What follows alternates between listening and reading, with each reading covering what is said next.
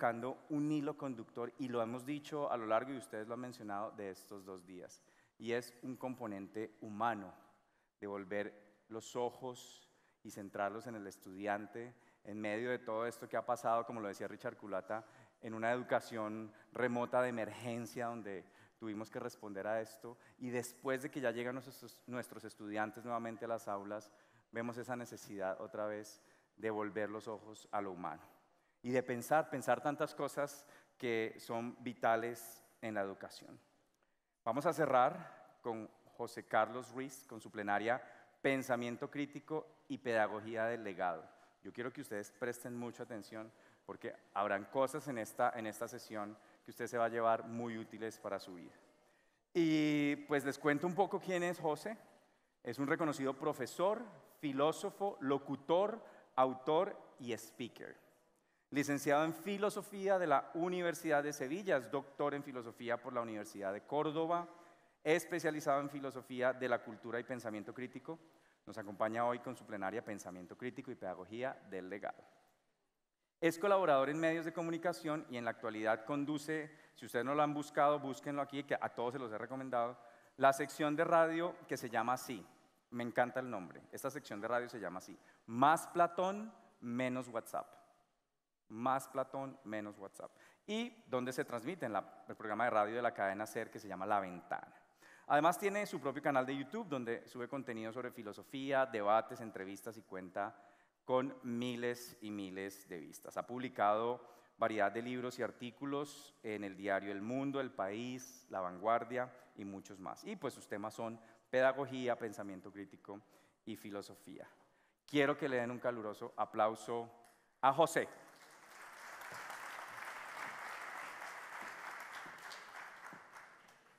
Un gustazo. El gusto es mío. ¿Qué tal? Buenas tardes y bueno, voy a comenzar directamente por esto. Son las últimas palabras de Filosofía ante el desánimo. Las últimas, tal y como aparecen en el libro. No he comenzado con la clásica presentación porque me parece que es de obligado, no como protocolo, sino como seña de identidad, comenzar por algo básico, que es saltarse el protocolo del agradecimiento y pasar a la declaración honesta de dar las gracias. Agradecer es una de las señas de identidad de cualquier modelo educativo, o debería. Y agradecer implica, en este caso, en el mío, el que una organización como Santillana, que me vio en México dar una conferencia, decida pues, que de alguna manera podía dar algo de lo que yo trabajo a nivel de valor a la gente de Colombia. Entonces, bueno, personalmente agradezco a Andrea todo el trato que ha tenido conmigo, la invitación, y lo agradezco honestamente porque significa que reconoces la grandeza en la otra persona a la que agradeces algo. Es un síntoma de grandeza el agradecimiento, tanto en el que lo hace como en el que lo ofrece. Y luego también la organización ha tenido a bien dejarme a mí, que tengo un perfil muy diferente a lo que habéis visto hasta ahora, para la última conferencia, cuyo objetivo mío va a ser estimular vuestras ideas. No voy a ir a la parte emocional. A mí no me interesan las emociones, me interesan las ideas. Entonces, voy a intentar que durante las 3/4 de hora meter una serie de ideas en debate con vosotros y después abrir ese debate. Vamos a comenzar con el título. El título está ahí, luego si queréis os paso más las redes sociales y trabajamos con ello, pero vamos a ir al grano. Vamos con la primera parte. Retos que tiene la educación en el siglo XXI. Hay un libro de José Antonio Marina que ha escrito con 2 investigadoras de universidad en el 2019 y que se titula El bosque pedagógico. Y en el bosque pedagógico, todos los que os dedicáis a la educación, yo os lo recomiendo, analizan 260, creo que era, metodologías educativas en los últimos 12 años que se han puesto en práctica para ver por qué hay tanta necesidad de innovación educativa. Y dentro de esa innovación educativa, cuáles son los retos que entre todos se sacan como la esencia de los procesos educativos. El primer reto comienza con esto. Yo voy a comenzar con una historia. Bellísima fotografía, por cierto. Es la fuente de Atenea, que está en Viena. Y es una pequeña escena que se da entre 2 personajes mitológicos de la fuente. Esa persona con barba que mira de manera tierna a la mujer es Zeus, el dios más poderoso del Olimpo. Y ella es Hera, su mujer.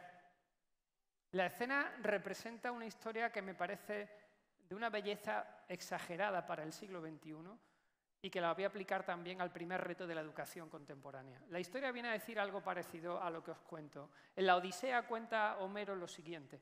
Dice que Hera llevaba un tiempo sin yacer con su marido y estaba preocupada.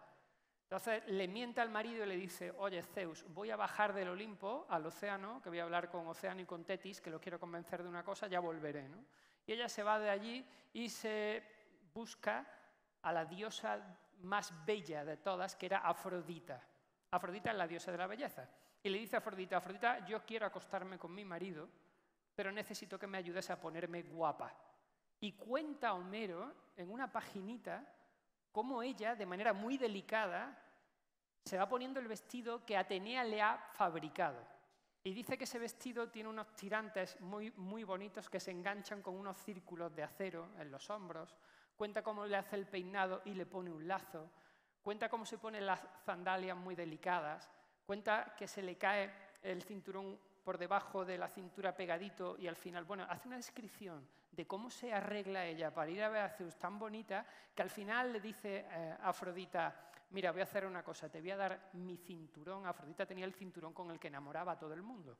Entonces te voy a dar mi cinturón para que al final, cuando Zeus te vea, se le caiga la baba. Y ella se quita el cinturón, se lo pone debajo del pecho para realzar los pechos de la diosa Hera y al final ella se presenta delante de Zeus, que se queda embelesado y se acuesta con su mujer. La palabra que utiliza Homero para describir todo ese proceso donde Hera se está arreglando y poniéndose guapa, la palabra que utiliza en griego es cosmética.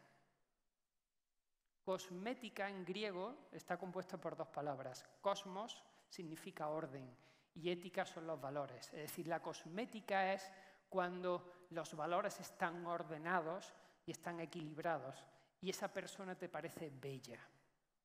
Bella en todo su esplendor.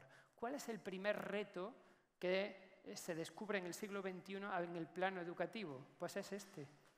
El primer reto como docentes que tenemos es la construcción de la personalidad en el adolescente y en el niño. Pasamos muchas horas trabajando en el aula. Lo primero es ayudarles en la construcción de su personalidad. No son los contenidos, no son las competencias, no hay nada académico reglado que tenga que ver con esto a un nivel de importancia equiparable. Esto es lo primero. Hemos pasado de la cosmética, que lo que hacía era resaltar la cualidad de una persona y potenciarla. Eso es la cosmética, es decir, Hera era guapa. La diosa Hera era muy guapa. Solo necesitaba que alguien le echase una mano para que sacara aquello que tiene mejor en sí, ¿no? Y entonces lo que hace Afrodita en el fondo es ponerle un vestido un poquito mejor, las sandalias, ponerle en el pelo que es suyo un lazo más bonito, realzar su belleza, pero ya la tiene la belleza. Eso era la cosmética. Esto no es cosmética, esto es estética. Estética. Y en la estética hay un proceso de marketing que falsifica la realidad. Y estamos teniendo muchos problemas con la gente joven en este proceso. Entonces, si no empezamos en los procesos educativos a poner el foco de atención ahí, al final los filtros y los algoritmos van a modificar su concepción de la belleza. De los filtros de Instagram, que son cerca de 100 y poco, hay 4 que se utilizan en el 69% de las fotografías que subimos a Instagram. 4 filtros son.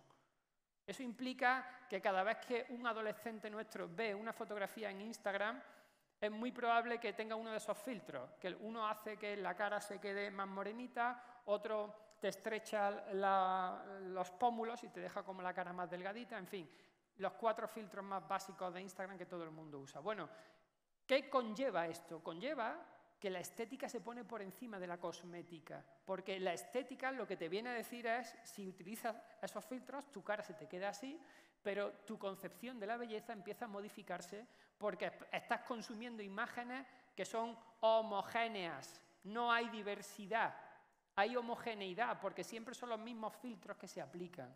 Consecuencia, cuando alguna de nuestros alumnos, esto lo he vivido yo Yo he estado 20 años dando clases en bachillerato y ahora llevo 7 años dando clases en la Facultad de Magisterio de la Universidad de Córdoba. Doy clases a los futuros maestros. Y estoy harto de ver que de una manera cada vez más literal, la atracción por lo que les rodea es menor que la atracción por lo que consumen en las redes a nivel estético. Es decir, cada vez les cuesta más trabajo enamorarse de la persona que está a su lado porque su categoría de belleza está empezando a ser modificada por esos algoritmos. Es decir, el canon de belleza es muy fuerte en su cabeza por esos algoritmos. Lo que hace el algoritmo es priorizar el resultado y lo que hace el filtro es priorizar el resultado, ya sea TikTok o Instagram, que son las dos redes que yo más trabajo con ellos, ¿vale? Cuando ellos ven un TikTok o ven un Instagram, ven el resultado. Y si no educamos la mirada en el aula, es decir, si no hacemos una pedagogía de la mirada, es muy probable que piensen que eso es fácil de hacer, pero no narra el proceso. Ellos no han visto que esa persona se ha tirado 250 fotos, se ha puesto 250 filtros, se ha tirado 1 hora y cuarto para subir esa fotografía. Eso no lo cuentan. Entonces, si la narrativa de las redes sociales no las pasamos al aula para que se den cuenta de esas narrativas, estamos dejando de lado la primera base de la educación contemporánea, que es ayudarles a construir su identidad. Y luego está el lenguaje de las redes sociales. Nosotros somos docentes. Tenemos que tener un buen manejo del lenguaje, pero tenemos que hacer que ellos aprendan a manejar ese lenguaje. En la red social es muy lista. En Facebook lo que tienes son amigos. Y en Instagram lo que haces es compartir. Y las palabras están cargadas de una connotación moral. La amistad es una connotación moral y compartir es una connotación moral. Si Instagram dijera, vamos a exhibir lo que tú haces, tú no lo subirías. Pero si yo digo, comparte con tus seguidores, entonces sí lo harías. ¿Por qué? Porque compartir tiene una connotación muy positiva. Pero exhibir significa que eres tú el centro de todo y es el ego. En realidad, lo que hacemos en Instagram es exhibirnos, no compartimos nada. Compartir significa que estamos nosotros aquí juntos compartiendo este momento. Es decir, la vivencia. La vivencia se hace en vivo y en directo. Esto es una vivencia, en vivo y en directo. Se está sustituyendo por el streaming y la parte de la estética de la retórica de las redes sociales. Es decir, una retórica que disfraza la realidad, que miente sobre esa realidad y un mensaje diferido. Segundo reto, la reproducción social. Esto en el libro lo tienen muy claro. Dice, hemos estudiado la educación, que es lo que tiene que hacer, y escoger a un sujeto, comprender cómo se está reproduciendo la sociedad, intentar que se adapte a esa reproducción social. Esa es una de las bases. ¿Qué es lo que nos encontramos? Voy a poner un ejemplo, no voy a politizar esto porque no me interesa, pero sí es un ejemplo objetivo. Bolsonaro dice 2 cosas, aparece en prensa. ¿Qué dice en la primera? Pues Bolsonaro cree que el cambio climático es cosa de activistas que gritan, no es el único. Trump también habla de que no existe cambio climático. Y a la derecha te dice YouTube suspende la cuenta por decir que el COVID puede desarrollar el SIDA. Dice, bueno, vale, encontramos a alguien, que es un presidente, que dice estas cosas que van en contra de ¿qué? Del conocimiento científico. Ojo, yo no hablo de política, hablo de conocimiento científico, que es muy diferente. ¿Quién vota a Bolsonaro? Mucha gente, porque es presidente. Pero entre esa gente lo sorprendente es que los han votado nuestros estudiantes. Gente que tiene un título universitario de clase media alta y que decide votar a Bolsonaro. ¿Qué hemos hecho para que el concepto de conocimiento o pensamiento crítico o conocimiento científico no esté por encima del concepto de política? Es decir, algo va mal cuando todo lo que hacemos como proceso educativo no se ancla en la realidad de ese proceso a la hora de seleccionar a los votantes. Tercera cuestión que ponen, la educación para la convivencia. Dicen, nosotros los centros educativos tenemos que hacer que nuestros alumnos entren a convivir y participen en sociedad. Participen en sociedad. Yo sí veo que cada vez hay más activistas de sofá. El activista de sofá es el joven que tiene sus redes sociales y tuitea o en Instagram despotrica contra todo de manera muy indigna, pero luego no sale a la calle a colaborar haciendo nada. Eso sí, es un activista en redes, pero en la vida real no se activa.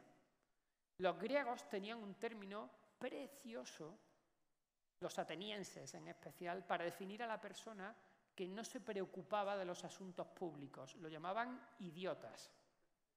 El idiota es el término griego que se utiliza para decir sujeto que no se ocupa de lo público. de los asuntos públicos. ¿Por qué? Porque ellos sabían que el triunfo de Grecia, especialmente en Atenas, de su civilización, dependía de que todos se implicasen en lo público. De manera que cuando había un juicio, pues se elegía por sorteo al jurado. Y también cuando se tenía que ir a la guerra, pues el zapatero tenía que salir a la guerra, igual que tenía que salir el terrateniente. Es decir, los griegos tenían muy claro que había que implicarse en la polis sí o sí. Y para eso educaban a los suyos en la polis. Y el que no, lo llamaban idiota. Tú eres un idiota porque piensas que viviendo en tu mundo independientemente puede irte bien. Y es falso, ¿no? ¿Qué es lo que está pasando?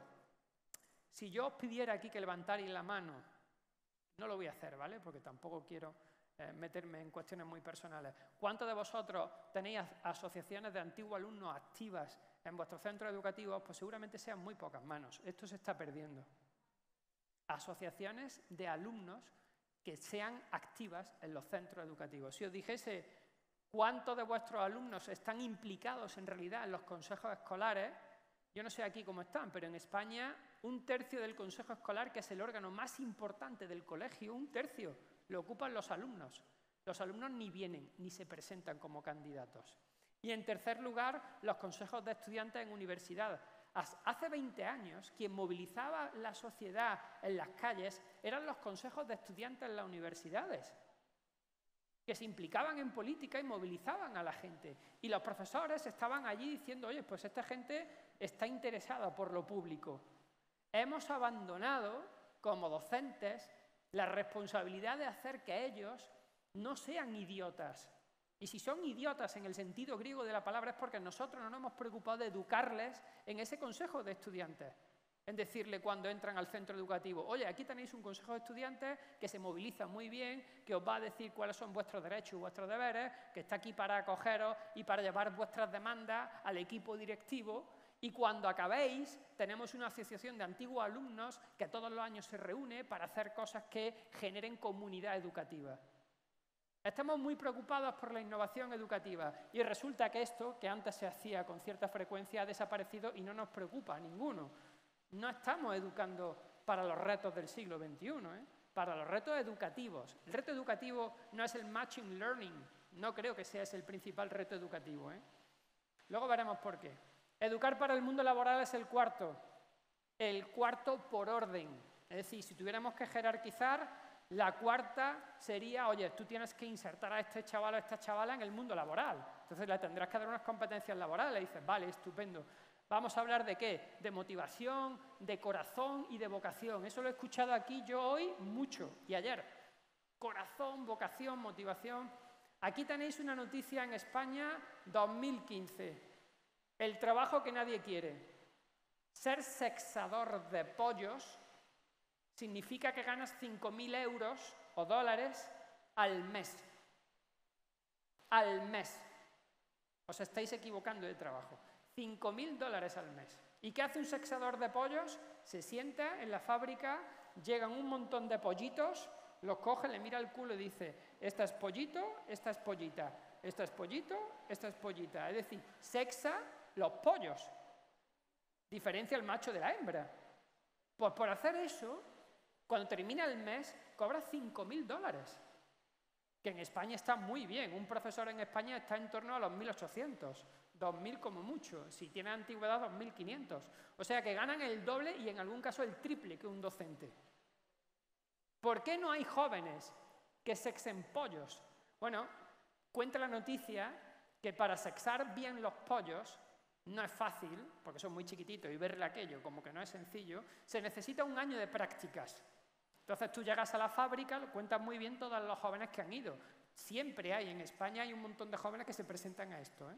Dice que te sientas, llega allí la mujer que se te pone al lado, que lleva 30 años, y te enseña. Tienes 1 año para que el porcentaje de error sea como máximo de un 9%. Cuando acaba el año, ellos miden y dicen, bueno, un 9% es lo máximo que te dejamos. Si superas eso, no te quedas, te vas. El primer año cobras 700 euros, 700 dólares. No da para mucho. El primer año, ¿qué es? Practicas hasta que aprendes y te pones al lado de la mujer. Y allí la mujer te empieza a decir, no, esto te has equivocado, esto no, esto no. En el primer trimestre, lo normal es que tengan un 68% de fallos. Con lo que el joven con 30 años, 28, 25, que llega allí muy ilusionado, después del primer trimestre ganando 700 euros, con los ojos así como chupes y todo el día mirándole el culo al pollo, pues el joven empieza a venirse abajo. Y le dice la mujer, no te preocupes, hombre, que llevas 3 meses, cuando lleves un año verás qué bien lo haces. No aguantan al 8º mes casi ninguno. Casi ninguno, abandonan. ¿Y sabéis cuál es el principal motivo por el que abandonan? Es que este trabajo es un rollo. Es decir, este trabajo es mecánico. Las máquinas no lo pueden hacer, por cierto. Este trabajo es mecánico, esto es un rollo, no me motiva, no estoy suficientemente estimulado. ¿Por qué pongo esto sobre la mesa y por qué esta polémica en torno a un trabajo tan mecánico? Mirad, hay algo que me preocupa de los procesos educativos contemporáneos y es que se ha volcado toda la educación en la emoción. Y se le está diciendo a la gente joven que tienen que buscar su pasión y convertirla en trabajo. Y esto se está extrapolando en todas las facetas de la vida. Aquí he oído hablar de gamificación. Y la gamificación está bien cuando hablamos de una temporalidad, pero cuando empezamos a decir que la gamificación es el eje con el que educar a alguien, luego cuando llegan a adultos y le dicen, ahora vete al mundo laboral, y llegan a la oficina y le dicen al jefe, no gamificamos. Es que si no gamificas yo no me entero, o sea, no puedo jugar bien, no. Hay un problema enorme con la gamificación. Madre mía, la que está cayendo. ¿No es normal? ¿Se escucha bien abajo? ¿Sí? Vale, entonces sigo. El proceso de gamificación tiene sus ventajas, pero también tiene sus desventajas. Y es desde mi perspectiva, La desventaja de la gamificación tiene mucho que ver con que el individuo crea que el proceso de aprendizaje tiene que ser divertido o estimulante y pierde el concepto del deber. Lo que veis ahí es un día, 24 horas. Un día, 24 horas son algo muy sencillo. 8 horas para trabajar, 8 horas para descansar y 8 horas de tiempo libre. El ocio, el descanso y el trabajo. Hasta hace 15 años, antes de la globalización, gran parte de la vida de nuestros padres giraba así. El trabajo era un deber para enfocar la vida, pero no era una vocación. Muchos de nuestros padres no se entusiasmaban con su trabajo. Era un concepto del deber kantiano en la palabra básica. Y es, ¿yo trabajo para qué? Para dominar el resto de mis facetas diarias, que es mi ocio y mi tiempo libre. ¿Dónde pongo la seña de identidad de un sujeto? En el tiempo que yo domino, en el que me pertenece. ¿Qué tiempo me pertenece? Las 8 horas para mí, las 8 horas para dormir. Luego, ¿dónde pongo el proyecto vital? Pues lo pongo en mi tiempo.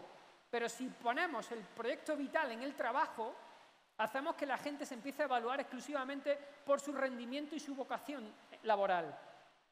Y entonces hablamos de maestros vocacionales y miles de trabajadores que empiezan a pensar que si no encuentran su pasión, nuestros jóvenes son estos, si no encuentran su pasión en el plano académico, entonces han fracasado. No, perdona, puedes ser un sexador de pollos, terminar a las 3 de la tarde, estirar la mano, llevarte 5.000 euros y crear una familia que te llene plenamente como sujeto. Y tener unas vacaciones maravillosas y tener un proyecto de vida entusiasta. Lo que no puedes decirme es que tienes que dedicarte a encontrar tu vocación laboral para ser feliz. Porque si depositamos la identidad en esas primeras 8 laborales, nos estamos equivocando en los procesos educativos. El 48% de los jóvenes menores de 25 años abandonan los primeros trabajos que tienen porque no les gustan, no porque no los necesiten. Eso implica que van a seguir buscando una vocación, una especie de iluminación, una llamada que muy poca gente tiene en la vida. Y esto lo estamos haciendo desde el colegio, es decir, le estamos metiendo la inyección de que tienen que hacerlo todo con pasión y alegría y que todo tiene que ser gamificado. Cuidado con estos mensajes, que la gamificación está bien dentro de un contexto y con una temporalidad.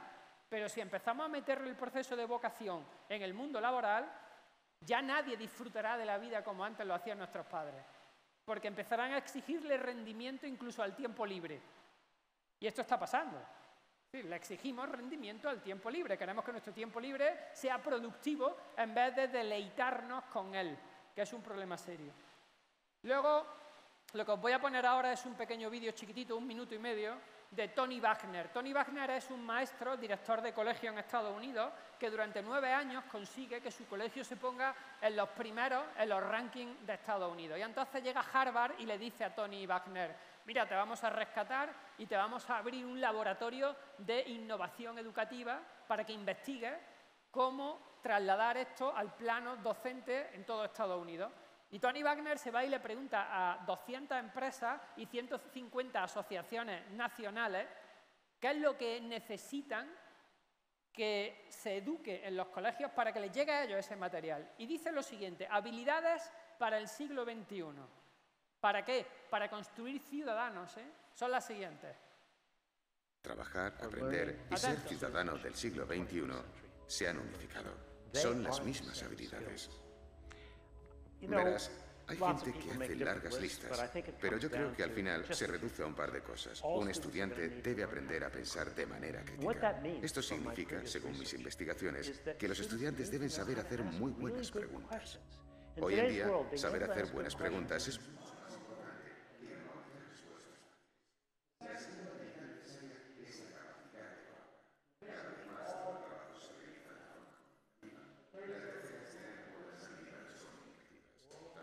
como escritas, y también para escuchar. Por último, deben resolver problemas de forma creativa. Descubrí con mi investigación que hay dos tipos de innovaciones: las que crean nuevas posibilidades, y eso es cuestión de juntar tiempo y talento, como Steve Jobs, y las innovaciones que son el resultado de soluciones creativas a problemas. He descubierto que solucionar problemas de forma creativa es cada vez más clave.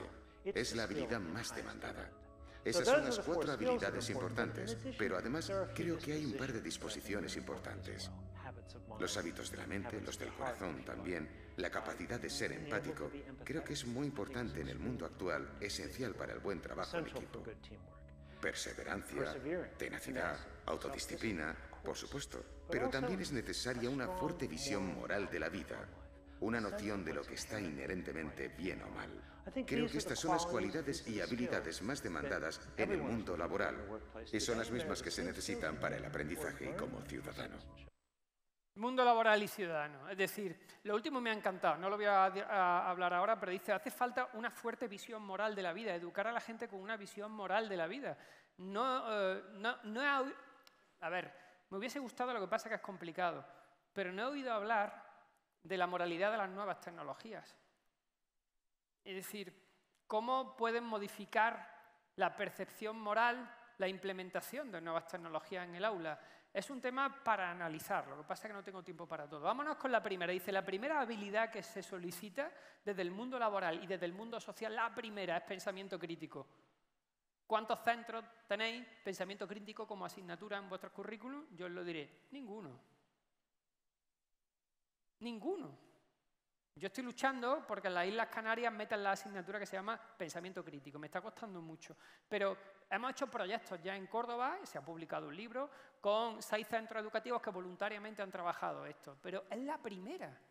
Es la primera, aprender a pensar críticamente de manera metodológica y organizada, no de manera transversal. Yo no sé cómo son las leyes educativas en Colombia, sobre todo el ideario, ¿no? Pero el ideario de las leyes educativas españolas, cada 5 párrafos pone pensamiento crítico. Es decir, tú lees el objetivo y siempre es el pensamiento crítico, pero cuando te metes en Berea y quieres saber en qué consiste, nadie explica cómo hacerlo. El pensamiento crítico tiene mucho que ver con esto. Yo hablo del protopensamiento, que es trabajar las 3 actitudes básicas.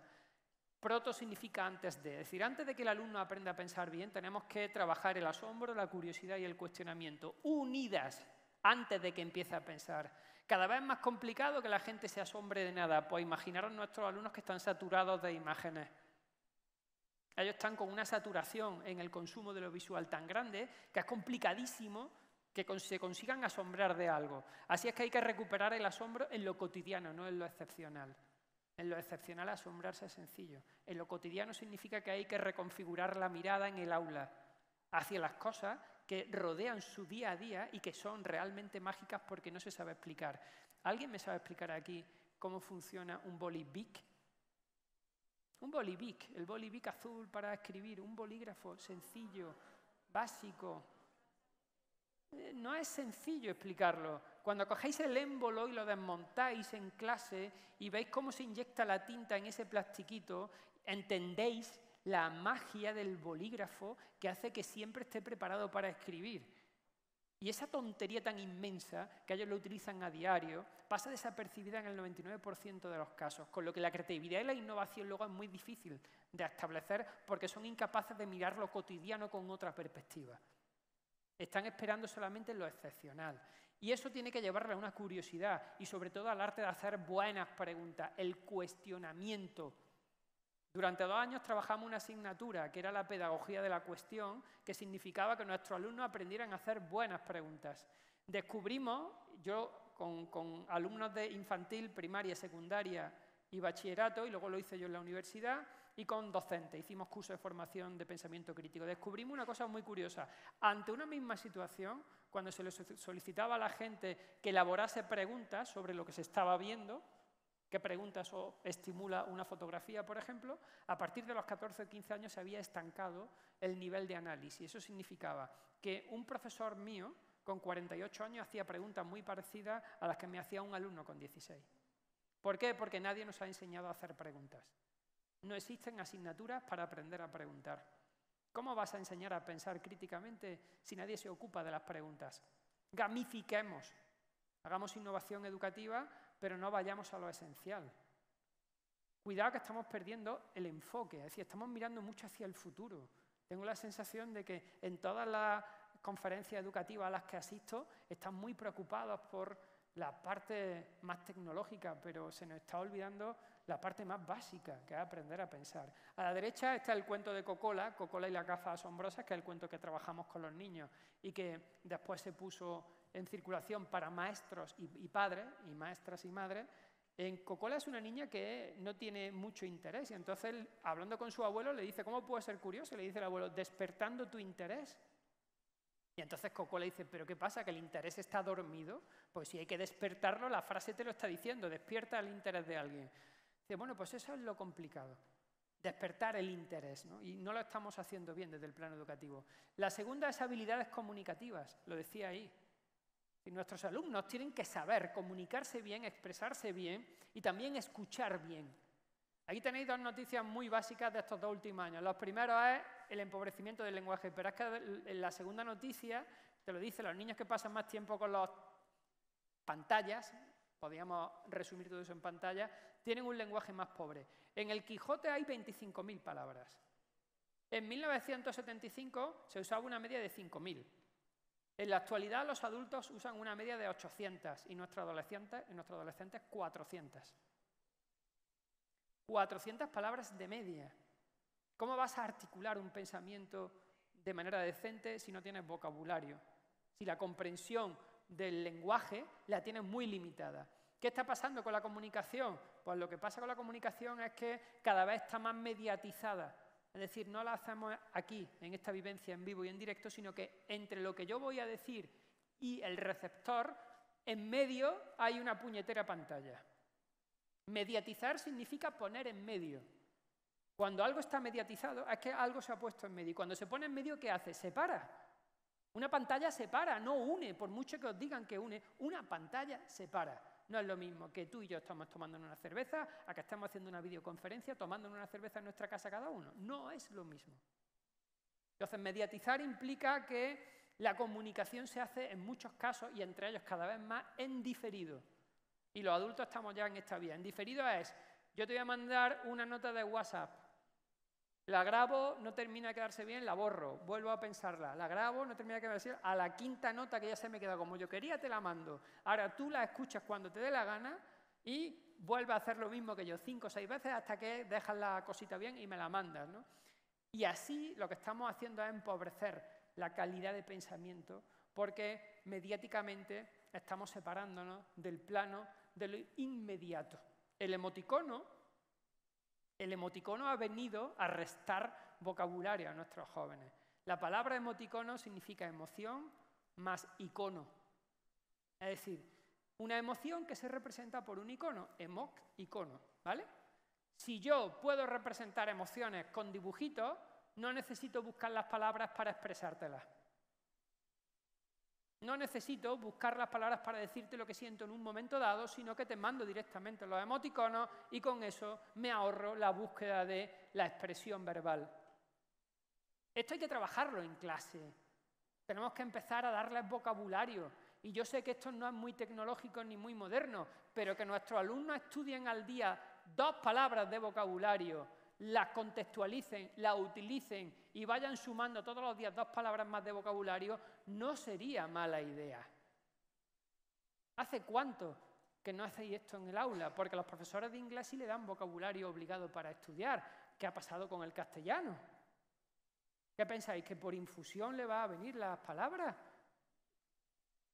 Es que esto no está pasando en el aula. Y esto va a más, que no va a menos, que es lo que me preocupa, ¿no? Fijaros la creatividad y la innovación en Francia cómo va. 2019. ¿Qué han hecho los franceses después de ver los resultados de implementar la evaluación por competencias y de ver toda la innovación educativa? Han dicho, volvemos a los dictados, a las lecturas en voz alta y al cálculo mental. ¿Qué lo llamamos? ¿País atrasado ahora? ¿Qué decimos? ¿Que lo están haciendo mal? Esto es lo que está pasando en Francia. En Francia están recuperando modelos de enseñanza que se han desvalorizado simplemente porque son antiguos, pero no porque son malos. Estamos en una sociedad que tiene una tendencia a lo que yo he llamado neofilia. Neo significa nuevo y filia significa amor. Hay un amor hacia la novedad, indistintamente de si la novedad es buena o no. Ya se da por hecho de que por ser nuevo es bueno. Tú tienes un mundo pedagógico en el que el dictado funciona, porque el alumno hace que tenga una atención durante 15 minutos en lo que está escribiendo y no se puede distraer porque el profesor lleva un ritmo de dictado.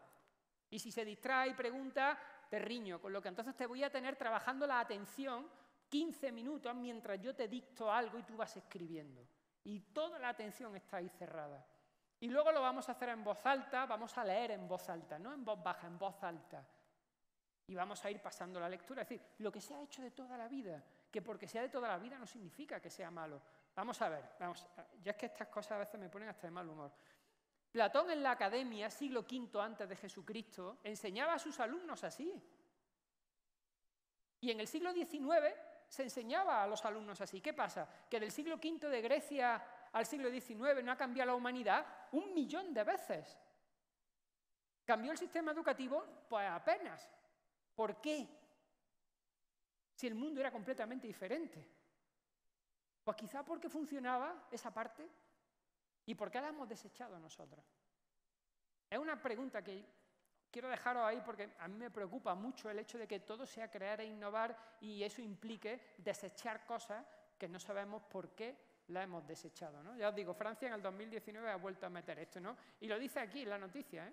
Retroceso educativo que reconocen está marcado por las nuevas generaciones debido a que las formas arregladas, las nuevas pedagogías no han logrado mejorar lo que hacían las viejas. Las nuevas pedagogías no han logrado mejorar. Vamos a comenzar con algún modelo de solución, los rituales. ¿Por qué los rituales? Yo insisto ahora en los rituales porque me parece que asientan a nuestros alumnos en el aula y lo asientan en la familia y lo asientan en cualquier proceso donde una persona tiene que construir su identidad. Estamos ante la muerte de los rituales. En filosofía esto se está trabajando mucho y se está discutiendo mucho.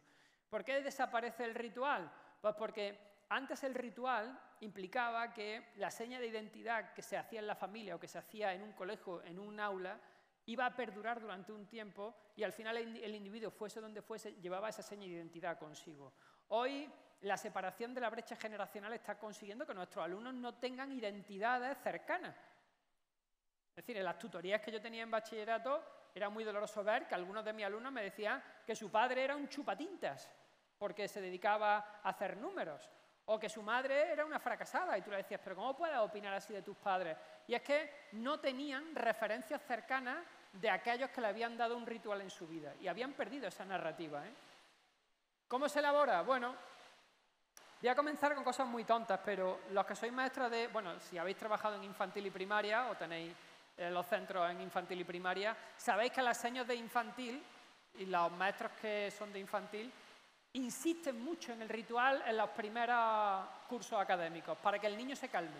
Tú entras a clase y entras haciendo la fila. ¿Se hace la fila? Sí, se hace la fila. ¿En el orden igual? En el orden igual. Y cuando se entra al aula, ¿a dónde se va? Pues te vas al rincón. ¿Y qué vas a hacer? La asamblea. ¿Y en la asamblea qué se hace? Se cuenta lo que se ha hecho el día anterior. Y el niño va relajado, va con calma porque sabe dónde va a estar en cada momento en ese proceso. En un aula el ritual es esencial, pero en la vida también. Y están desapareciendo de todos esos procesos. La segunda, con las pantallas. Yo sé que hemos implementado la pantalla en el aula y yo la he implementado también y la utilizo, ¿no? Pero habría que empezar a preguntarse con qué intencionalidad. Es decir, yo esto lo pongo en las asociaciones de padres. Cuando tú en el aula coges el móvil como docente, y los que estamos aquí en el aula a veces cogemos el móvil, ¿vale? Para lo que sea, están trabajando los alumnos y tú coges el móvil. ¿Por qué no das explicaciones a tus alumnos de por qué coges el móvil? Y me explico. Cuando mis hijos eran pequeñitos y yo tenía el móvil en casa y estábamos viendo el telediario por la noche, es decir, las noticias, y iba a coger el móvil, una de las cosas que hacíamos en casa es decir qué vas a hacer. Voy a coger el móvil a ver si tengo algún WhatsApp. Entonces miraba, ¿no? Y mis hijos me veían que ya le había dicho a qué iba, ¿no? Soltaba el móvil. 20 minutos después, voy a coger el móvil para poner un tweet.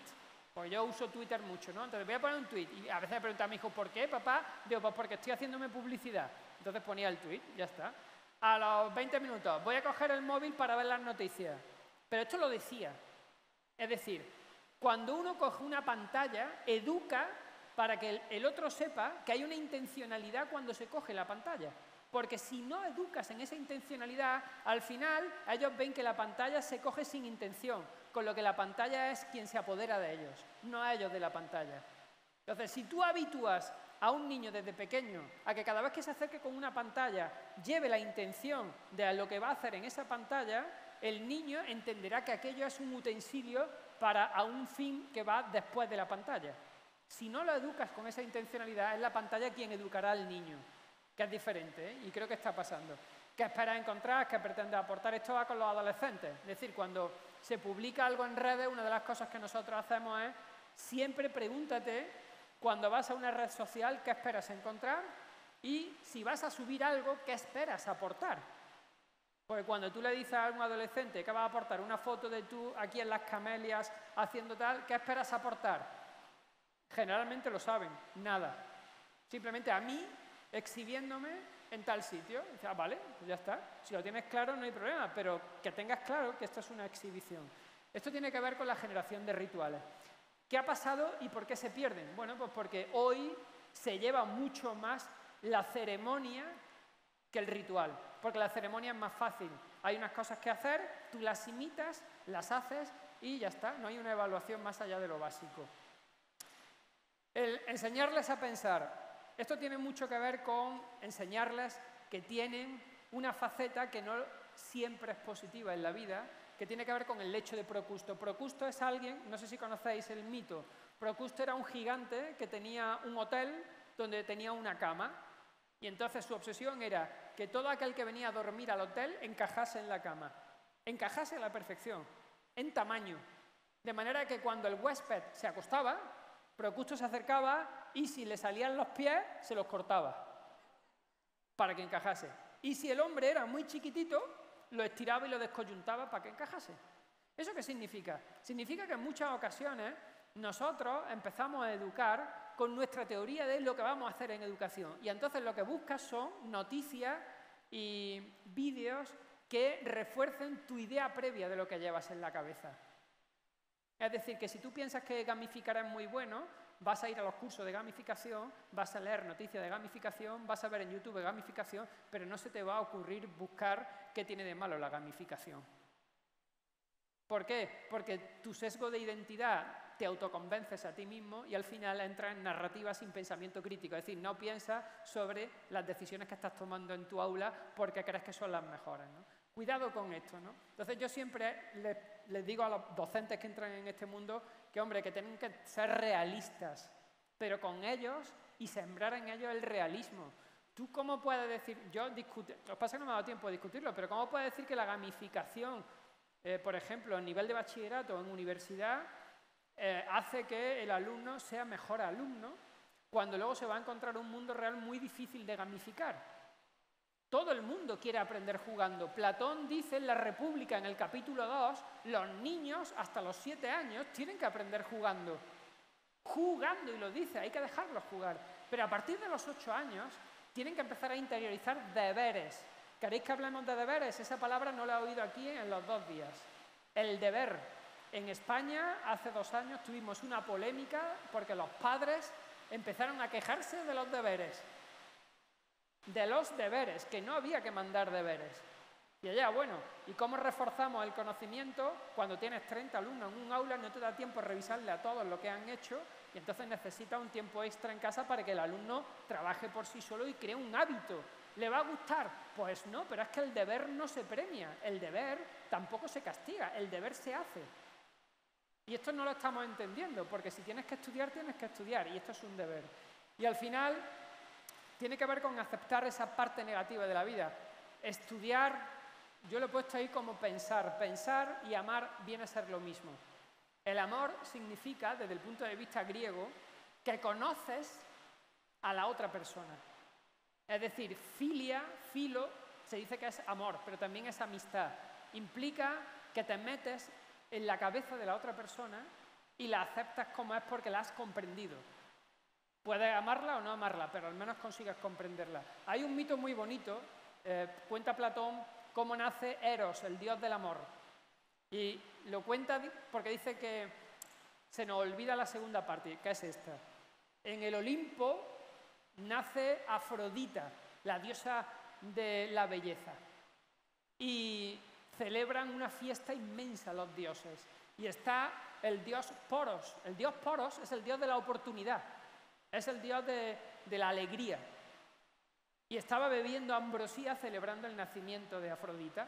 Y pasa la diosa Penia. La diosa Penia es la diosa de la pena, la tristeza, el dolor.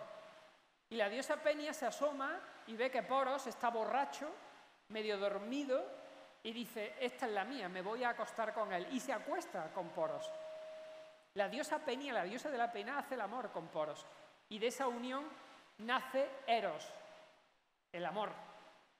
Es decir, para Platón explica que en todo proceso de amor vas a tener la oportunidad y la alegría que te da el Padre y la tristeza que también forma parte del amor y el dolor que lleva Penia encima. Entonces, cuando uno habla de la construcción de la identidad completa, el alumno tiene que aprender también que hay procesos de sufrimiento que tiene que pasar y no pasa nada. Y que tendrá que cumplir con deberes que no le guste y no pasa nada. Y que hay tristeza y no pasa nada. Porque el amor implica que en su ascendencia vas a tener alegrías y sufrimientos. Lo que no puede ser es que solo aceptes el principio del placer, que es todo aquello que no me dé poros, no me interesa. Es decir, cuando aparezca la primera dificultad en el camino, cuando aparezca, bueno, no hace falta que hable del índice de divorcios, ¿no? Pero a la mínima de cambio se rompen parejas porque la expectativa en torno a cómo quiero que me amen no se cumple con el hecho de que amar es un hecho singular. Cada persona ama como sabe, como le han enseñado, ¿no? Y esto es un problema social que va a más, ¿eh? Si no educamos a nuestros chavales en la penia, estamos haciéndolos muy frágiles ante el sufrimiento. Y no hace falta que os lo cuente. A mí me llegan alumnos que hace 15 años eran impensables. Y no sé si tenéis ejemplos como estos, pero en España está pasando. Hace 14 años, mis alumnos, cuando iban al examen de universidad, acababan bachillerato, tenían que ir a la selectividad, que es un examen que toda España tiene que hacer antes de llegar a la universidad, es un examen duro. Y se ponían nerviosos. Bueno, pues mis alumnos, había 5, 6, 7, que se les descomponía el estómago y ya está. Y los pobres iban al bate y luego hacían el examen. Otros venían con 2 tilas, habían tomado 2 tilas, otros se habían hecho ejercicio de relajación y ya está. En los últimos 10 años tenemos ataques de ansiedad y niños medicados cuando les llega una presión de este tipo. Y es que hemos fragilizado todo el proceso de aprendizaje. Hemos evitado cualquier obstáculo en esos procesos y le hemos exigido cada vez menos. No memorices, no recites, intenta suavizar o dulcificar, gamifica, haz que tengan vocación. Fijaros, el trabajo por proyectos, que está muy bien, dependiendo del momento, está muy bien, pero lo que no puede decir, vamos a trabajar por proyectos donde el alumno sea el que a través de su motivación elija el proyecto, se entusiasme y empiece a desarrollar los contenidos. Que eso está muy bien, porque seguramente lo va a hacer que te mueres, pero no le estás dando apenia, porque el mundo no es así. En el mundo no te va a decir tu jefe, desarrolla lo que te dé la gana con tus contenidos y luego, ¿qué pasa? Que claro, luego llegan a los 26 años y se encuentran con trabajos donde no les hacen caso a nivel emocional. A ver si estamos sobrepasándonos con el tema de las emociones, a ver si estamos en un exceso. Yo creo que estoy diciendo todo lo contrario a lo que habéis oído hasta ahora aquí, pero bueno, me viene bien que tengáis otra perspectiva. Dos tipos de alumnado, ¿vale? O dos tipos de educación. Barry Schwartz, psicólogo de Harvard, lo divide en maximizadores y satisfactores. Creo que estamos preparando a estos para el mundo. Es decir, ¿qué queremos? Al final se le exige que sean hiperexigentes con, a nivel profesional, lo que van a conseguir, ¿no? Y entonces tú puedes dar más, rinde más, emocionate, enfócate en el proyecto, siempre tomar la mejor decisión y sobre todo los resultados. Valoramos mucho los resultados. ¿Qué significa valorar el resultado? Pues que tenemos un problema con los procesos. Y es que el alumno, sabiendo que en Internet hay 1000 maneras de llegar al resultado, el proceso se lo va cada vez más acortando. Acortando. Si solo interesa el resultado, Internet te da todo el proceso. Y nosotros tenemos que poner en valor, esta es una figura que me gusta mucho, que es el satisfactor. El maximizador es siempre lo máximo, el satisfactor es la persona simplemente satisfecha. Puede que no tenga lo mejor, pero está satisfecho. ¿Qué significa esto? Bueno, pues que piensan en sus necesidades antes que en los resultados. Y os pongo un ejemplo. Mirad, yo con mis hijos, ahora son grandes, pero de pequeño me cabreaba mucho cuando llegaban los Reyes Magos en Navidad. Yo no sé si tenéis aquí a los Reyes Magos. El 6 de enero llegan los Reyes Magos con los juguetes, ¿vale? Que ellos han pedido en su carta de Reyes Magos en Navidad y entonces, bueno, todo está muy bonito y me sorprendía que pedían 6 o 7 cosas, los reyes le traían 3, en casa del abuelo la cuarta, en la otra abuela la quinta y al final pues tenían las 6 o 7 cosas. Cuando llegan a esas 6 o 7 cosas, empiezan el primer día a jugar muy entusiasmados, el segundo día ya lo van desechando y al tercer día se han aburrido. Y esto me pasaba con 4 añitos y con 5. Y decía, pero bueno, ¿cómo? Si no habías pedido tú el Scalextric, ¿cómo no puedes seguir jugando? No, ya me he aburrido del Scalextric. Y me di cuenta de que ellos pedían en el catálogo, porque allí en España hay un catálogo muy famoso del Corte Inglés con todo, son 300 páginas de juguetes, y ellos iban mirando y claro, pues iban señalando las que querían. Al final tenías 45 señaladas, de las que le tenías que decir, déjalas en 6, ¿vale? Y en esas 6 se reparten si eres bueno y los reyes te lo traerán. Cuando me di cuenta de eso, cambiamos el proceso y dijimos, no, vamos a hacer que piensen. ¿Cómo vamos a hacer que piensen? Pues vamos a pensar en sus necesidades. Y entonces se sentaba a mis hijos antes de hacer la carta y la pregunta era, en los últimos 3 meses, ¿con qué has jugado? Pues he jugado con la consola. ¿A qué videojuego? Al FIFA. Vale. ¿Y cuánto tiempo? Pues yo que sé, un montón de tiempo. Todos los fines de semana he jugado a la consola. Vale. Pues entonces abre el catálogo por videojuegos de deportes y elige uno. Y entonces él iba y elegía uno. El NBA de baloncesto, pues venga, el NBA. Ahora íbamos con mi hija. En los últimos meses, ¿a qué has jugado mucho? Pues papá, he jugado a las ping-pong. ¿Sí? Y sí, juego todos los días. Vale, pues te vas a las muñecas y eliges en la parte de muñecas. Pero primero vas cuando el niño analiza su modelo de juego. Y dentro de su modelo de juego le das la opción de que lo potencie y lo desarrolle. Y una vez que hace eso, mi sorpresa fue que cuando luego le dices, vale, ya has elegido a 2 o 3 dentro de tu modelo de juego, ahora elige uno aleatorio, un capricho para probar. Vamos a ensayar juegos nuevos, ¿no? Bueno, pues mi sorpresa fue que efectivamente cuando ellos analizan su modelo de juego por sí mismos y se dan cuenta de lo que les gusta más que otras cosas, eligen mejor. Pero para eso hay que obligarles a que hagan el análisis de sus modelos de juego. Y implica que están mucho más satisfechos con su elección, porque siguen jugando al Scalextric si les gustaba el Scalextric o al videojuego si les gustaba el videojuego. Luego, las circunstancias reales. Esto está desapareciendo. Pensar críticamente significa que el sujeto, en este caso el alumno, sabe cuáles son las circunstancias propias y ajenas que envuelven su vida. Yo soy de una familia pobre, de un barrio rico, de unos padres con cultura académica, de unos padres obreros. Es decir, yo reconozco la realidad social de mi casa porque me la han contado. Y conozco la realidad de mi aula. Yo sé que Menganito no tiene mamá, yo sé que Zutanito tiene 2 hermanos mayores que los llevan a casa, yo sé que la otra... Pero conocen su historia, es decir, hay una redacción de las circunstancias reales, ¿no? Esa narrativa la tenemos que hacer nosotros en clase. Tenemos que hacer que entre ellos se conozcan más allá de lo académico, es decir, que no se evalúen porque cuando digamos el nombre de su compañero sea solamente para decir una nota o una calificación, sino para entablar un proceso de conocimiento del otro a través de las circunstancias reales. Esto está desapareciendo. La última vez que yo le pregunté a mi alumno el año pasado, en primero de carrera de universidad, cuántos sabían cómo se habían enamorado sus abuelos, ni un cuarto de la clase levantaba la mano. O de qué pueblo eran sus abuelos, porque en España mucha gente viene de pueblos y ahora están en las ciudades. Ni un cuarto levantaba la mano.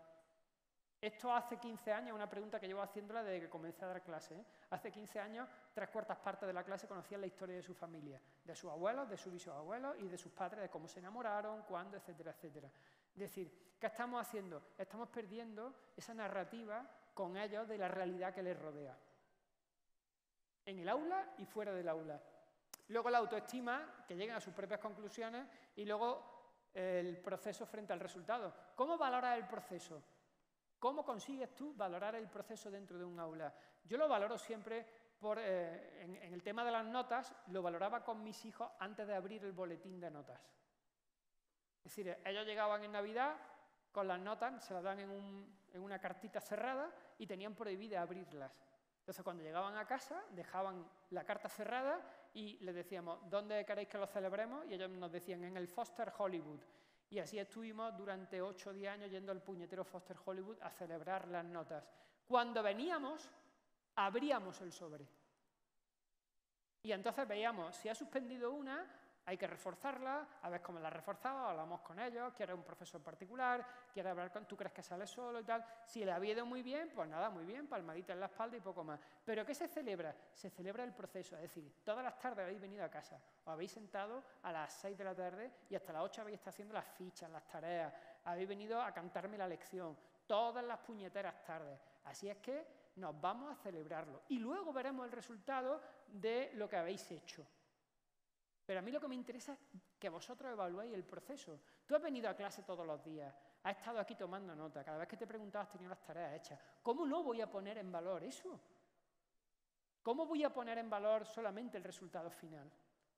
Esos procesos no tienen sentido si queremos que ellos aprendan a que cuando entran en el aula, desde el minuto 1, ya están siendo evaluados de una manera diferente. La importancia de las máscaras es otra de las cuestiones que para pensar críticamente es fundamentales. Máscara en griego significa prosopón y significa persona. Máscara para los griegos significa persona, literalmente, es decir, una persona es una máscara. ¿Qué está pasando en el siglo XXI? Gran parte de nuestros jóvenes se han fabricado un yo virtual al que le dedican más tiempo y más atención que antes.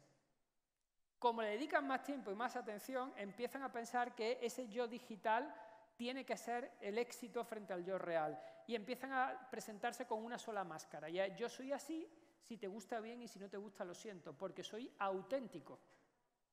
¿Qué implica definirse como auténtico? Implica que no tienes en cuenta la mirada del otro. Los griegos lo tienen muy claro. Mientras más máscaras tengas, mejor. Mientras más máscaras tengas, mejor. ¿Por qué? Porque no es igual que hables conmigo, que soy tu tutor, a que hables con tu amiguete. Y no es igual a que hables conmigo, que soy tu padre, a que hables con tu abuelo. Y no es igual a que hables con el director del centro, a que hables con la señorita de infantil. Eso implica que tienes que cambiar la máscara cada vez que hablas con alguien porque estás teniendo en cuenta la mirada del otro. Es decir, sabes que integras su mirada en tu persona. Y para eso tienen que saber meterse en la mirada del otro. Y hay que enseñarles que ese cambio de máscara es importante. Y si no, solo tenéis que hacer la prueba. Es decir, mi hijo en mi casa come de una determinada manera y si va al exterior tiene que saber comportarse en el exterior.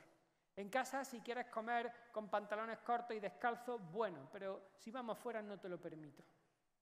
¿Por qué? Porque cambias. Tienes que tener muy claros los contextos en los que se desarrolla cada acción. Y en el centro educativo igual. Es decir, la clase de matemáticas tiene que tener un ritual que haga que el alumno sepa muy bien lo que se encuentra y la de inglés igual. Y en esos rituales, cada profesor tiene que saber qué máscara le va a exigir al alumno y cómo se integra. No es sencillo, ¿eh? El legado, por eso lo he titulado el legado. Dejar un legado es algo que cada docente tendría que tener muy claro. ¿Cuántos docentes están preocupados por qué legado van a dejar? Yo creo que cada vez menos. ¿Cuántos equipos directivos tenéis en mente el legado una vez que os vayáis de la dirección que queréis dejar? Porque es importante tener una idea de qué legado voy a ceder dentro de mi trabajo diario. Hoy lo que se aprecia como seña de identidad es ser diferente para llamar la atención. Es decir, el concepto de atención en redes sociales es muy importante, de manera que la diferencia, la anomalía, el desapego, la singularidad se está poniendo de moda. Y se pone de moda y está causando mucho daño. ¿Por qué? Porque el sujeto que busca separarse de los demás no reconoce la maestría. ¿Cuándo fue la última vez que oísteis hablar a alguien en un medio de comunicación diciendo yo soy discípulo de? Yo os lo diré, hace ya muchísimos años. Yo soy discípulo de un catedrático de la Universidad de Córdoba que se llama Ramón Román, que fue mi director de tesis, que todavía está vivo, y me enorgullece decir que soy su discípulo. Hoy, decir que eres discípulo de alguien implica que te minusvaloras porque parece que le tienes una deuda a alguien en torno a quién eres tú. Entonces nadie se reconoce discípulo, todos son el qué, emprendedores, innovadores. Que tenemos que sembrar ese legado dentro de los procesos pedagógicos, porque la realidad está en que necesitan referentes reales, no referentes virtuales, y esto no está funcionando bien, ¿no? Hay un ejemplo en la mitología griega muy bonito, hoy va de mitología, es que me ha dado por ahí, lo siento, tiene que ver con Teseo y Egeo. Egeo es el rey de Atenas, superpoderoso, y Egeo no puede tener hijos. El pobre está agobiado, tiene ya casi 50 años y dice, me voy a morir y no voy a dejar un heredero. Y mis sobrinos, que están aquí en Atenas, quieren quedarse con esto. Así que coge el barco y se planta, ni más ni menos que en la otra punta de Grecia, y se va al templo de Delfos y al oráculo que estaba allí le pregunta, ¿qué puedo hacer para ser padre? Y le dice el oráculo de Delfos, pues en el viaje de vuelta a Atenas, si no abres tu bota de vino, tu odre, dice, si no la abres, serás padre. Y el hombre se va de allí que no sabía muy bien qué significaba aquello. Entonces, en el viaje de vuelta se tiene que parar en un par de islas y se para en la isla de un rey amigo suyo muy sabio y le dice, oye, es que vengo de aquí, del oráculo de Delfos y me ha dicho que seré padre, pero si no abro mi odre de vino, es decir, mi bota de vino, no sé qué significa. Y el rey, que era sabio, dice, yo sí sé lo que significa, quédate conmigo, ya te lo voy a explicar, ¿no? Y esa misma noche celebra un festín y emborracha a Egeo. Lo emborracha porque había descubierto que lo que el oráculo le había dicho es, el día en que bebas vino y te emborrachas te vas a relajar y vas a dejar embarazada a una mujer. Eso era lo que el oráculo había dicho. Así es que el rey sabio, cuando se da cuenta, lo emborracha y lo acuesta con su hija. Porque dice, joder, este es el rey de Atenas. Si se acuesta con mi hija y la deja embarazada, mi nieto va a ser el rey de Atenas. Y efectivamente deja embarazada a la hija.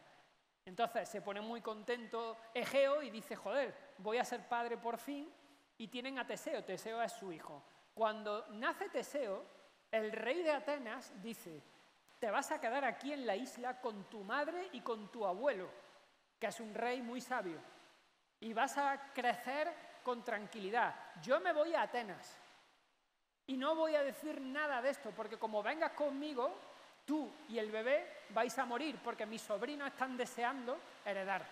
Y en cuando lleguéis os matan. Así es que os quedáis aquí. Pero debajo de una piedra inmensa, que es lo que tiene el grabado ahí, debajo de esta piedra voy a meter mi espada de rey y mis sandalias. Y mi hijo, Teseo, cuando tenga la fuerza suficiente para levantar la piedra, entonces le contáis quién es, mientras que no lo sepa. Es decir, Teseo va a crecer sin saber que su padre es el rey de Atenas. Y el padre le va dejando el legado debajo de la roca, de manera que cuando Teseo cumple 16 años y es un toro de fuerte, la madre lo lleva a la roca y le dice, levanta esa roca. Y hace el niño así, ¡paf!, y ve las sandalias. Y le dice la madre, esas son las sandalias de tu padre y esa es la espada de tu padre, que es el rey de Atenas. Si quieres, te puedes poner sus sandalias, coger su espada e ir a Atenas a conocerlo y reclamar el trono. Pero lo haces tú solo, sabiendo que todo el camino que vas a pasar es un infierno. Está lleno de gigantes que te van a querer matar y de gente que te va a querer engañar. Así es que Teseo, que es muy valiente y es un ser semi-mitológico, se pone las sandalias del padre, coge la espada y se marcha a Atenas a conocer a su padre y a presentarse, ¿no? La historia es un poco más larga, pero los griegos tenían muy claro algo importantísimo y es, la identidad de alguien se genera en lo cercano, pero puedes proyectar en esa persona un legado que se lo puedes dejar siempre delante. Mi pregunta es, ¿qué legado le estáis dejando a vuestros alumnos?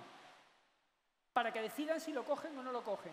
Porque estoy seguro de que estamos tan en el día a día, tan inmersos en esa hiperactividad, que es muy difícil pararnos a pensar el legado que queréis dejarle sembrado, ¿no? Teseo decide aceptar el reto de coger su identidad virtual. Teseo solo tiene una identidad. Teseo es el hijo de su madre que está en una isla. Pero hay una identidad virtual debajo de la roca que te dice, oye, tú puedes llegar a ser el rey de Atenas, pero la decides tú. Ahora, por mérito, aquí tienes el legado que tu padre te ha dejado, ¿no? Que es muy bonito desde la perspectiva de la construcción del legado, ¿no? Y con esto voy acabando ya. Es verdad que mi sensación es que ellos están creciendo en un mundo donde lo importante es la vida y no la biografía. Están viviendo vidas sin biografías. Y son vidas que tienen mucho que ver con las narrativas de los acontecimientos, no de la historia. Es decir, lo que acontece en cada momento es muy importante, eclosiona y desaparece. Y esa narrativa la estamos perdiendo en la clase, es decir, no le estamos explicando todos los procesos biográficos que constituyen la construcción de la identidad. He puesto ese dibujo porque me recuerda mucho a lo que me pasaba a mí, y era que cada vez que iba a casa de mi abuela, sacaba el álbum de fotos en Navidad, y eran las mismas fotos de siempre, y la familia, mi tía abuela, mi tío, cada vez que salía una foto, alguien iba añadiendo la misma historia que nos conocíamos, pero siempre había una versión un poquito mejorada, de manera que había una oralidad en el relato que nos ayudaba a construir la identidad a todos los que estábamos allí. Esto se está perdiendo. Ya no acudimos a la biografía, nuestros hijos no saben nuestra biografía y nuestros alumnos tampoco conocen la biografía del centro. Es decir, la seña de identidad del centro, ¿cuántos de vosotros habéis contado a vuestros alumnos cómo surgió vuestro centro? Esto no se está haciendo. Se está perdiendo esa oralidad y esto es un problema, ¿no? Termino con 2 copas de vino, que siempre es bueno. El vino dicen que es sano en el equilibrio. Para que veáis lo que para mí es importante en cualquier proceso educativo, que tiene que ver con lo siguiente. Imaginaros que yo os traigo ahora mismo 2 copas de vino, una de $50, una copa, no una botella, de $50 y otra copa de $150. Y os digo, vamos a probar las copas. Y ahora la de $50 la cogéis y la probáis y decís, joder, José, pues esta está buena. No te fastidia, claro, por $50 ya puede estar buena la copa. Pero ahora prueba la de 150. Cuidado. La de 150 la coges, haces así como que entiendes, la bebes y dices, esto está hasta dulce. O sea, está buenísima. Me la puedo tomar y no raja. Está en su punto.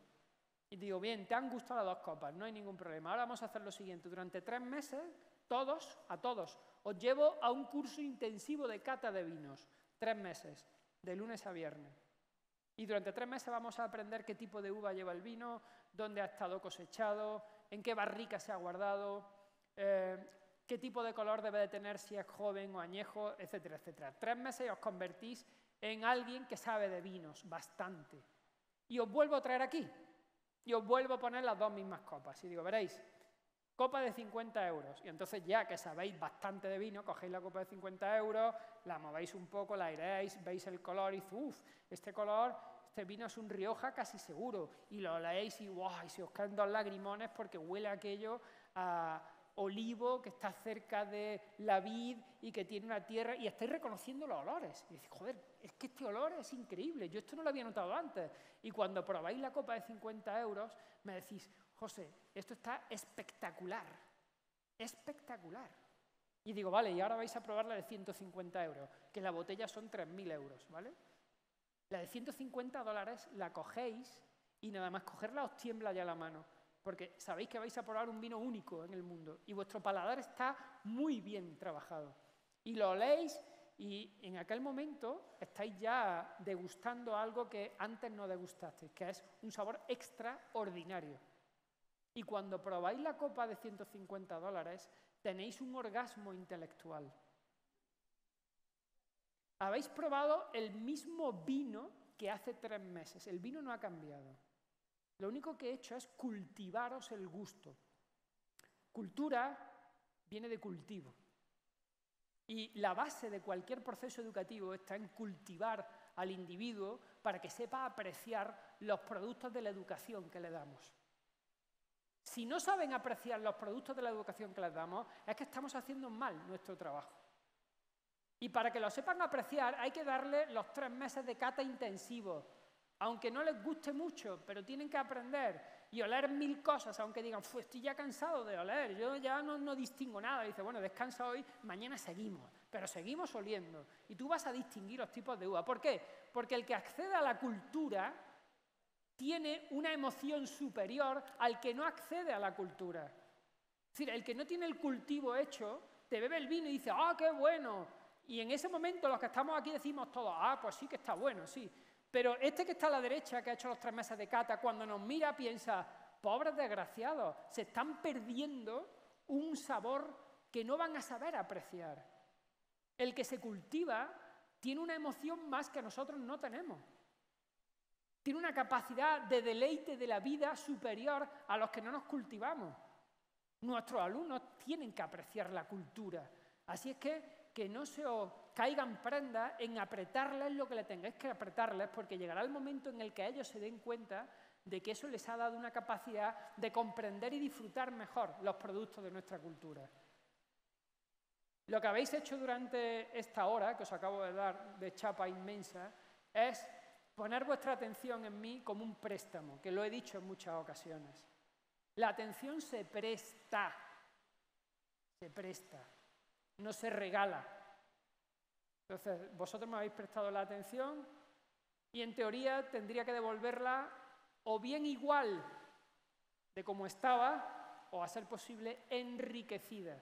De modo que la próxima vez que os la pida prestada me la volváis a dar, porque si no, dentro del aula, cuando le pedís la atención al alumno, a ver, prestar atención, aquí lo han dicho varias veces, no sé quién, antes han salido alguien que se lo he oído decir, prestadme atención, vale, bueno, yo te presto atención, pero espero que merezca la pena que te dé mi seña de identidad más importante, que es mi atención. Eso es lo más importante que un sujeto tiene, su atención, dónde la ponga, cuánto tiempo la ponga y cómo sea capaz de sostenerla, debería de ser lo más importante en un sujeto. Es decir, yo uso mi atención porque soy el dueño de ella. Y si te la presto, a ver qué haces con ella.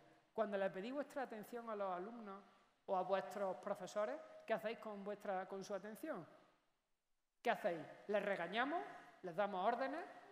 ¿Para qué le pedís la atención? Cuidado con solicitar la atención a alguien. Oye, préstame tu atención. Y dice, vale, venga, ahí la tienes. ¿Qué haces con ella? Y cuando me la devuelvas, a la tercera vez que me la pidas, si me aburres, si me regañas, si al final no me aportas, yo te la prestaré, pero sin echarte cuenta. Es decir, no te la estaré prestando, estaré disimulando, pero no será un préstamo.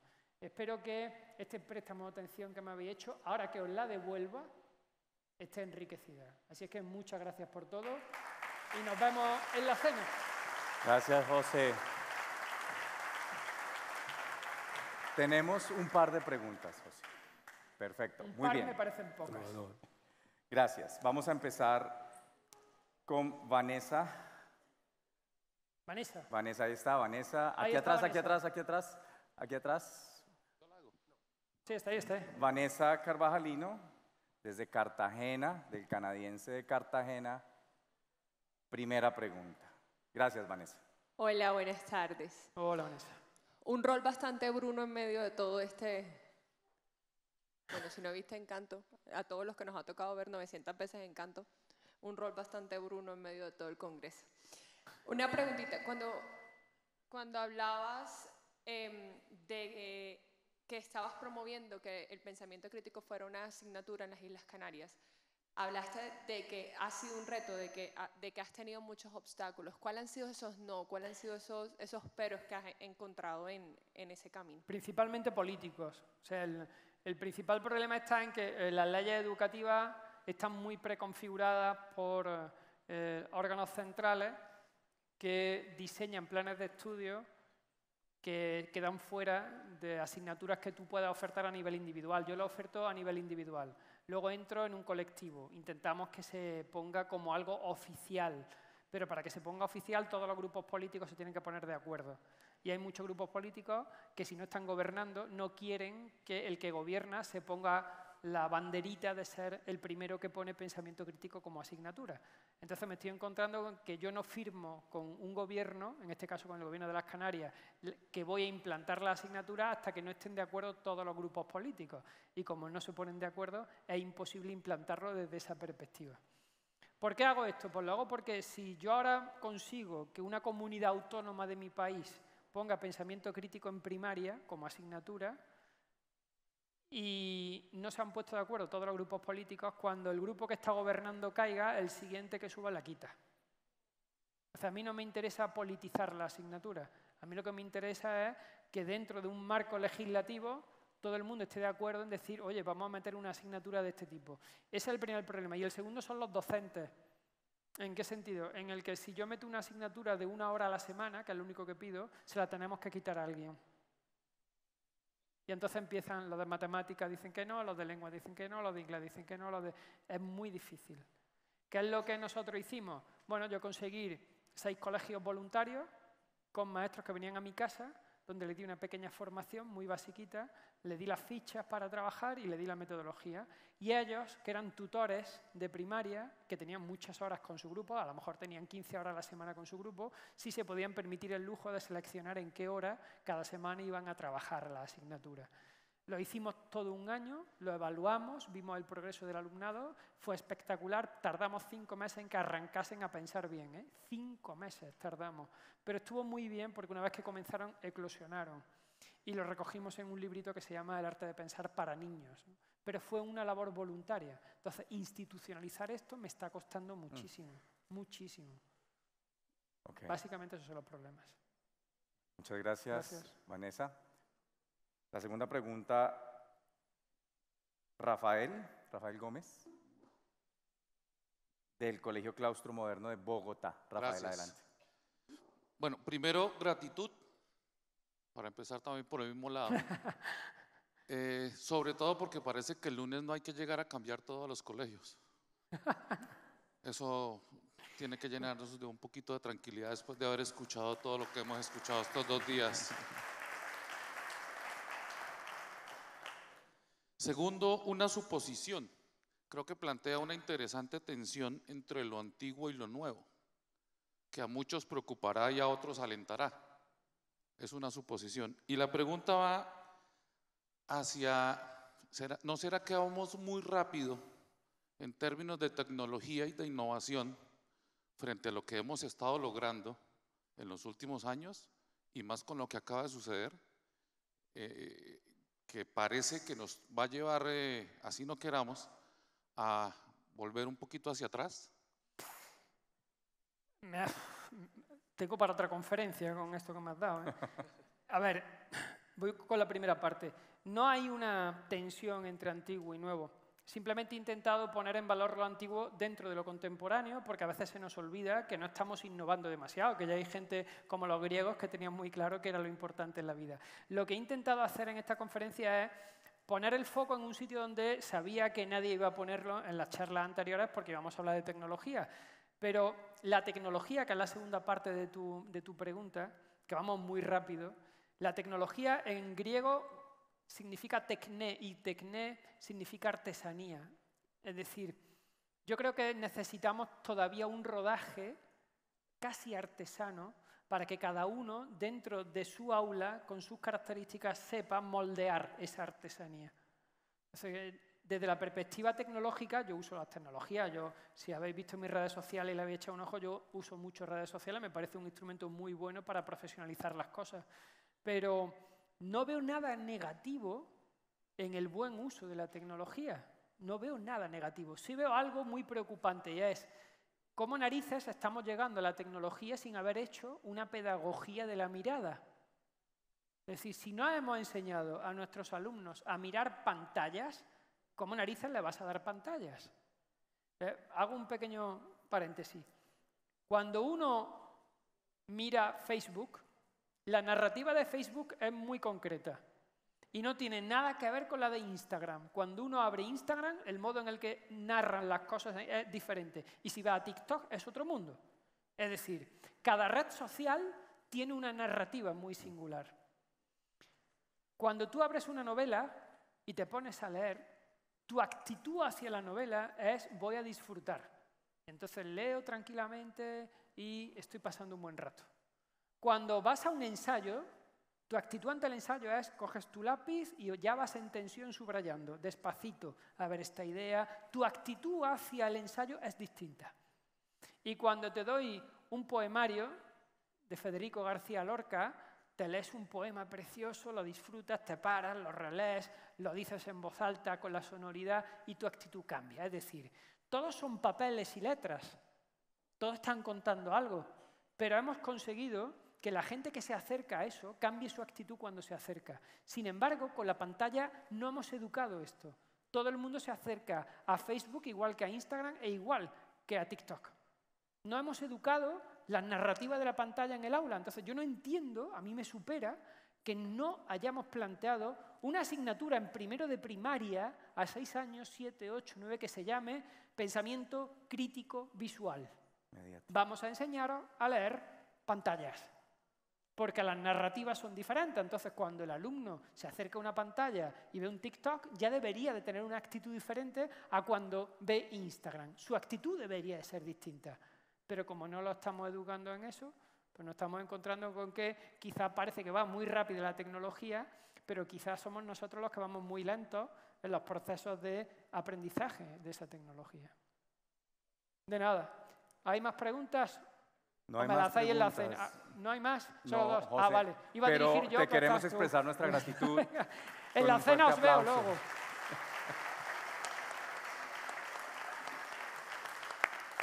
Nada. Muchas gracias. Solucionado. Toma, gracias. Gracias. Gracias a ti. Bueno.